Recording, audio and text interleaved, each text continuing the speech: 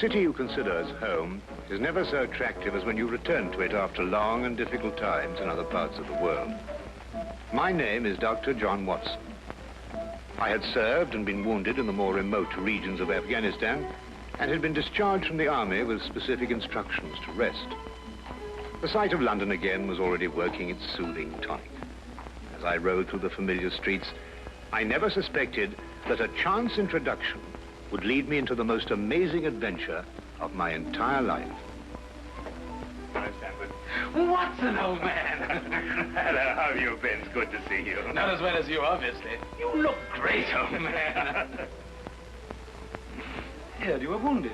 Well, it could have been much worse. Sit down. Care for a drink? That one. Good. Well, what are your plans now? Got nothing really at the moment. I'm looking for lodgings. Trying to solve the old problem of comfortable quarters at a reasonable price. That's odd. There's the second man today that's used that expression. Really? Who's the other? Well, you wouldn't know him. He's doing some work in the chemical laboratory at the hospital. Might be interesting. Yes, well, I wouldn't mind sharing a flat with somebody if he was all right. Well, Anything wrong? Oh, no. He's rather strange. Well, what's wrong with him? Oh, nothing wrong with Holmes. That's his name, Sherlock Holmes. Well, when I saw him this morning, he was doing some research with a corpse. Oh, what was he doing? He was beating it with a stick. I beg your pardon? Did you ring, sir? 2 shillings, please. Very good, sir. What did you say this Sherlock Holmes fellow was doing? He was beating a corpse with a stick. Oh? What in heaven's name do you want to do that for? He wanted to find out if it was possible to inflict a bruise on a body after death. Why? I don't know. Did you ask him? That's another strange thing about this Holmes. Somehow, one never thinks to question him. No.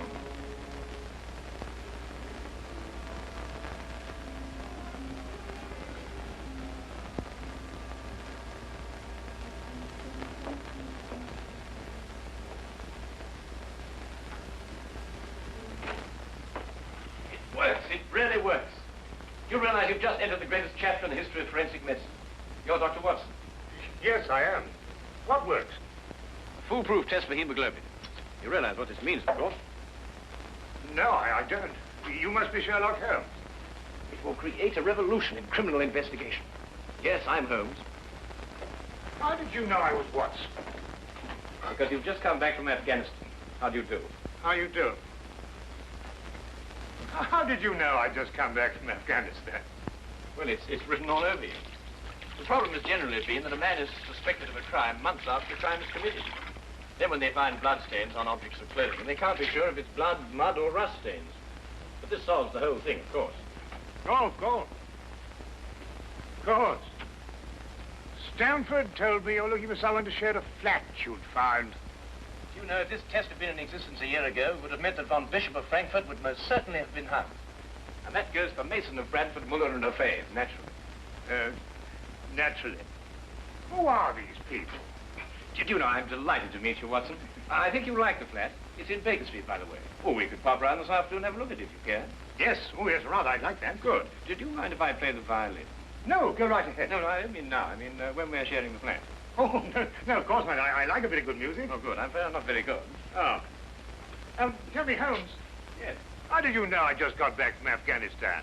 Well, it's obvious.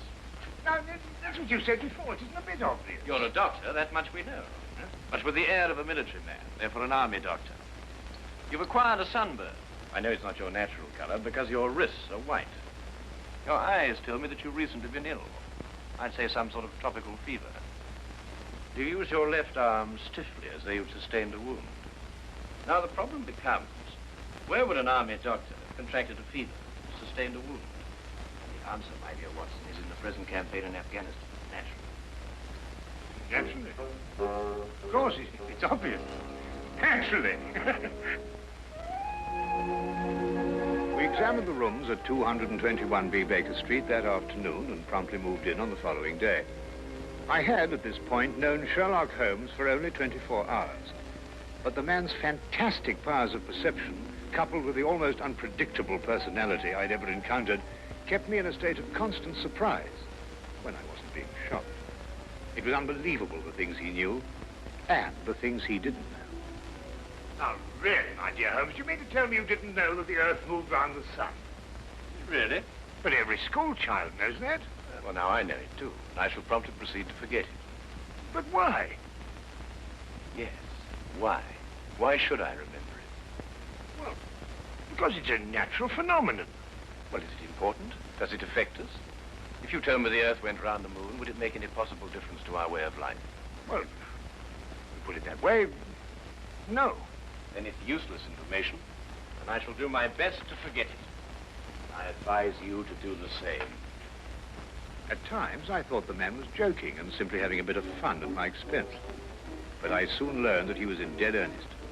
I also, unknown to him, made a brief classification of the man's knowledge. Literature? Nothing. Philosophy? Nothing. Astronomy? Nothing. Politics? Disinterested. Botany? He knew everything there was to know about poisons and absolutely nothing about practical gardening. Chemistry? Profound. Sensational literature? Without question, Sherlock Holmes knew the details of every horror perpetrated in the last 100 years.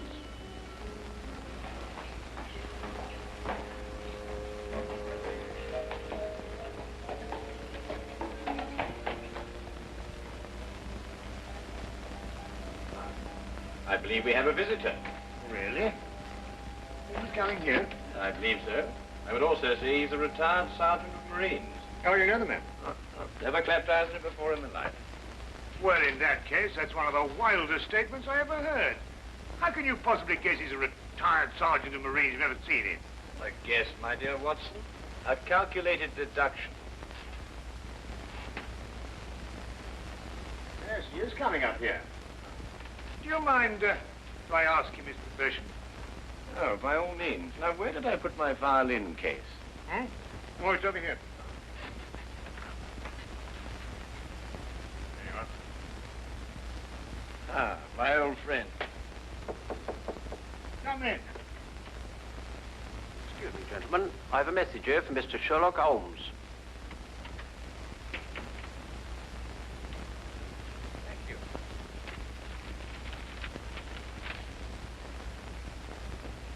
Excuse me. Sir? Do you mind telling me your occupation? Not at all, sir. I'm a civil servant employed by the police department. Thank you. I just wondered. Not at all, sir. How long have you been with the police department? Just a year, sir. Before that, I was a sergeant in the Marines. Good day, gentlemen. How did you know? An interesting letter, Watson. A very interesting letter. Perhaps you'd like to come with me. Where? To catch a murderer, of course. Of course.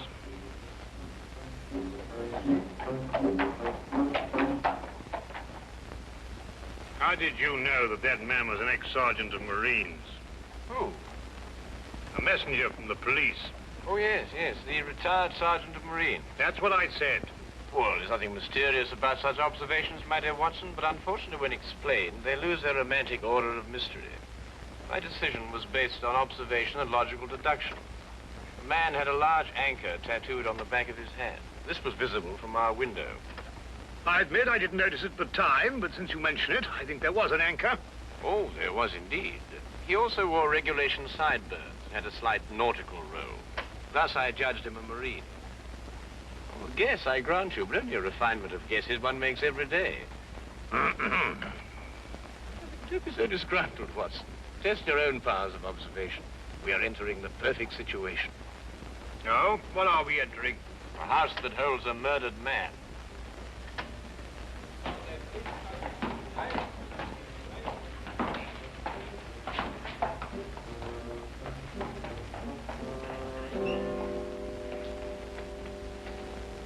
Is Inspector Lestrade inside? Yes, sir. May I have your name, please? Yes, Sherlock Holmes. This is Dr. Watson. Oh, that's quite all right, sir. Inspector Lestrade gave instructions to admit you. Oh, good. Oh, by the way, has the body been removed? No, sir, but the medical examiner's just gone. Oh, thank you. Let's hope they haven't moved things about too much. The police forces of the world seem to have an organized science of messing things about. Oh, I wouldn't say that, Holmes. Now then, move along there, everybody. Move along. There's nothing to see today. I don't know. I swear I don't know. I tried to help him. Don't you believe me? I had to do what I could. It was instinctive. It was instinctive for a woman like you to commit murder. That's not true. You know it's not true. I know you hate me, but you can't believe I'd do a thing like this. Yes, I can, and I do. Please. She's a murderess. You know it as well as I. She murdered your brother. It's a lie. Yes, it's a lie. Your entire story's a lie. The relationship you had with my son was a lie. My son's been murdered. This girl's a murderess. Why she did it, what her motive was, I don't know. They were engaged without my blessing. I can only be grateful that she gains nothing by her crime. Your duty now is to convict her. Just a moment, please.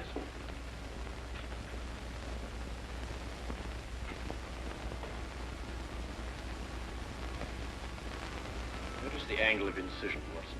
Yes. And the force of the blow and the general penetration of the upper region of the chest. How long would you estimate before loss of consciousness? Well, it's difficult to say. 30 seconds. Minutes? Oh, between the two. I see. And death? Shortly thereafter. 2 minutes. 3? 3 or 4, I'd say. Thank you, Watson. All right, take him out. Ah, forgive the interruption. I would prefer to have been invited before the body had been moved. I thought you'd be interested, Holmes. Oh, thank you, Lestrade. Well, may I introduce my friend, Dr. Watson, Inspector Lestrade of Scotland Yard? How do you do? How do you know? So you're completely stuck, eh, Lestrade? What do you mean? Well, you thought I'd be interested. Why don't you admit it? You're in a jam. Magnificent cabinet work, don't you think? What you say isn't exactly true, Holmes. I've done you a favor. This is an interesting case. Of course, there are 1 or 2 unexplained details, but I don't believe it'll be long before we're What's clear. your principal problem? There's no motive. I found this girl with a knife in her hand. My brother lying dead on the floor. I found Peter on the floor. I tried to help him By stabbing him? by removing the knife. Anybody would have done the same thing. I love him. Oh, my dear young lady, there's no cause for you to alarm yourself. No one's accusing you of, well, of what happened. This would be a clear-cut case if only she had a reason for murdering him. There happened to be a policeman outside the house during the murder, and he said that no one came in except her. Well, what about the others? Who benefits by her death? Well, no one. The estate was left in such a way that if he died before he married, everything went to charity.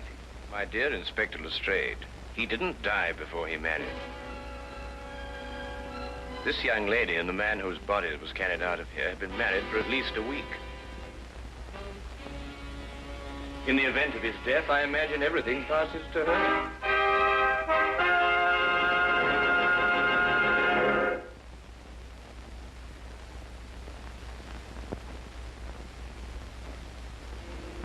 And now we return to the case of the Cunningham heritage. How did you know they were married? Weren't you?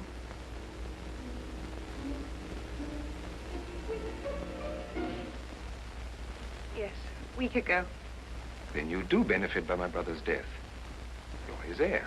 I don't know if I am or not. I only know I didn't kill him. I swear I didn't. Where were you married? We went down to Brighton last weekend.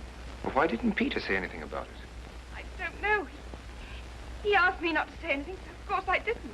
I'm afraid, young lady, I'll have to ask you to accompany me to headquarters. Sam.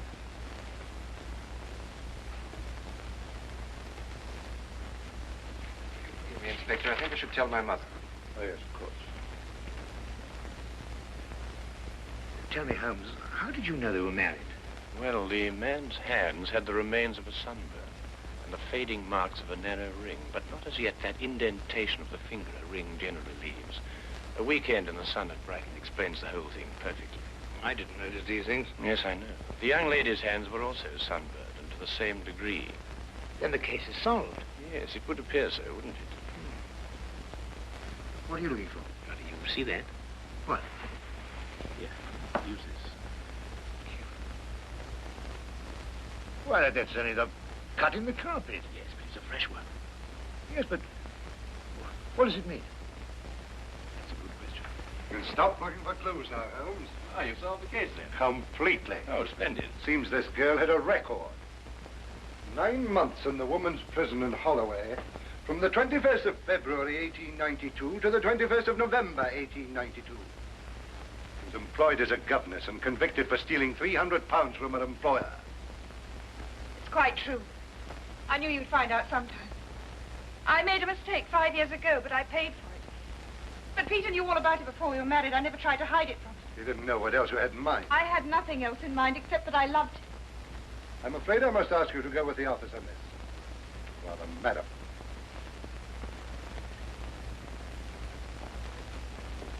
Well, that's how I like my cases. Fast and simple. Oh, indeed. You must tell me some more about it. Well, there's nothing to tell, really. Her story was that Peter asked her to call here at 10 sharp. She arrived, found the door open for her, came in here and found him writhing on the floor with a knife in his chest. She screamed, pulled it out. Just then, Brother Ralph walked in. Peter died without saying another word. So she stabbed him for the inheritance and was caught in the act. Simple. Well, falling over long. Couldn't be simpler, could it, Watson? Well, I still think it's a tragedy. Yes, but in my job, Dr. Watson, we run up against it all the time. Cigar? No, thank you. Well, I suppose you've had some amazing adventures. Yes, but one learns to have a real philosophy of life and get a good perspective. Yes, I suppose. But just the same, I think it's a pity. Just another case of a clever girl being too clever.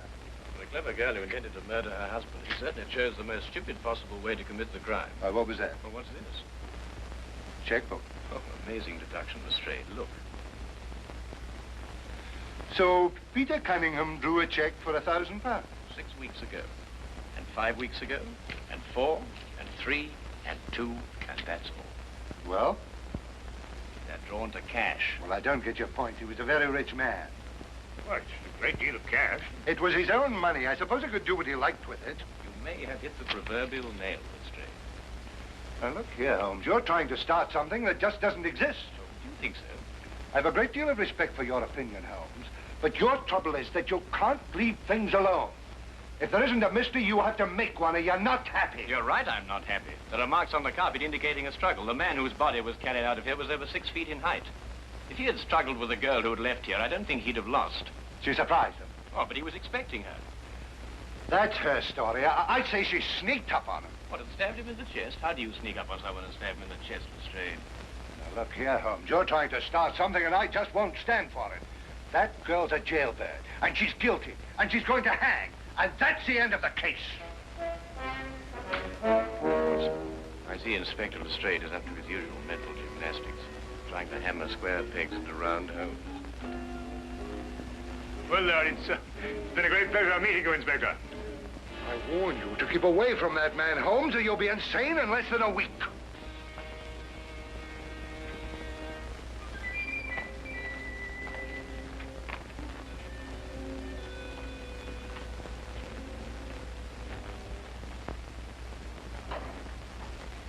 What time is it? Oh, 10:30. Perhaps you'd like to take a little stroll with me. Why? I'd like to investigate this afternoon's affair a bit further. Oh, yes. I'd like that. I thought you'd forgotten about it. Not at all. I've been thinking about it all evening. Shall we go? Then we must exchange our thoughts en route. Where are we going? To the Cunningham house. I didn't know you'd made an appointment there. I didn't. Oh, well, who do you expect to see? No one, I hope. Well, I'm terribly sorry, Holmes, but I'm afraid I don't understand what you mean when you say you want to go to the Cunningham house and you just... You can't do that. What? Well, you can't break into the house. Why not? It's against the law, that's why not. Why, if we're caught... That's it. What is? If we're caught. But that makes no difference. It makes no difference at all. The thing is, if we're caught, it's against the law.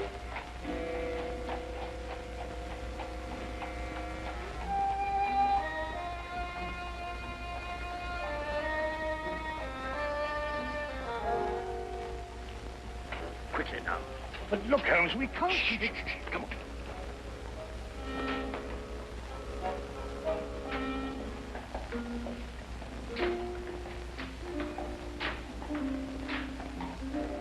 Good evening, Inspector. Good evening, Sergeant. Everything all right? Yes, sir. I just thought Sherlock Holmes might have dropped by. Where'd you get the key? The key's a burglar's too. A burglar's too? Shh. Street clear? Yeah.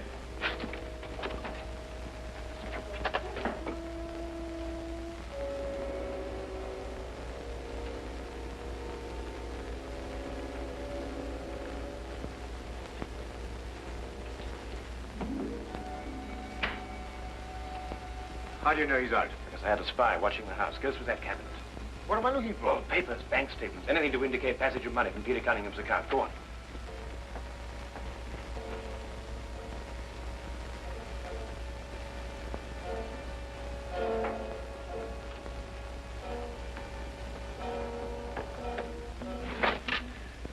It's absolutely ridiculous. Looking for something and you don't know what in order to catch somebody and you don't know who. Quite ridiculous. Nothing over my side. Keep looking. Who do you think's got it? Whatever it is we're looking for. Why did Peter Cunningham try to hide the fact of his marriage? A week or a month would remain indifference as far as his mother was concerned. She would never have consented to his new bride anyway.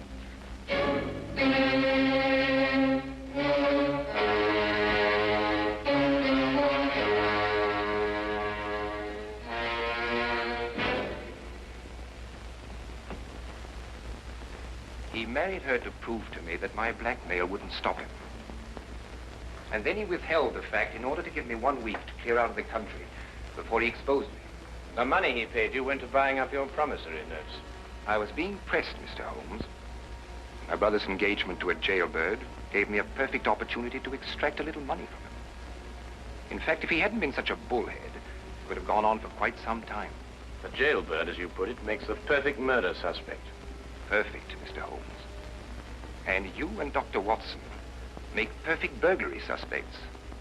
When I report your death to the police, they can't possibly blame me for defending the sanctity of my home.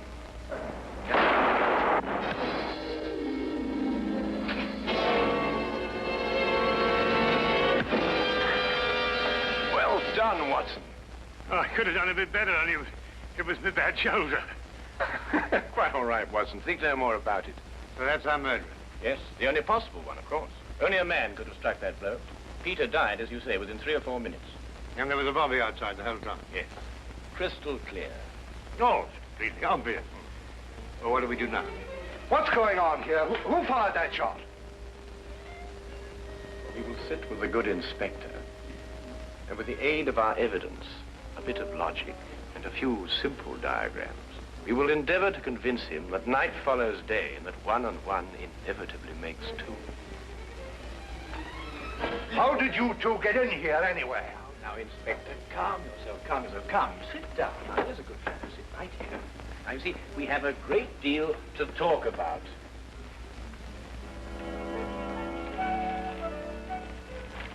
Also present with Inspector Lestrade was Dr. John Watson and a personal friend of the inspector's, Mr. Sherlock Holmes. This is ridiculous. It's fantastic. This isn't the way it happened at all. This will revolutionize investigation, Watson. This whole account is a lie. Fingerprints, Watson. That's the coming thing. Oh, nonsense. What are you going to do about this? A bit more research. Here, give me your fingers on this sheet of paper. Oh, were you going to sit there with these disgusting little smudges and let them get away with this? Beg your pardon? Well, I won't. They're going to hear from me. Brilliant Inspector Lestrade, indeed. Why, it took you 3 hours to convince that bonehead. I don't know. Never in my life have I heard. I said he was innocent.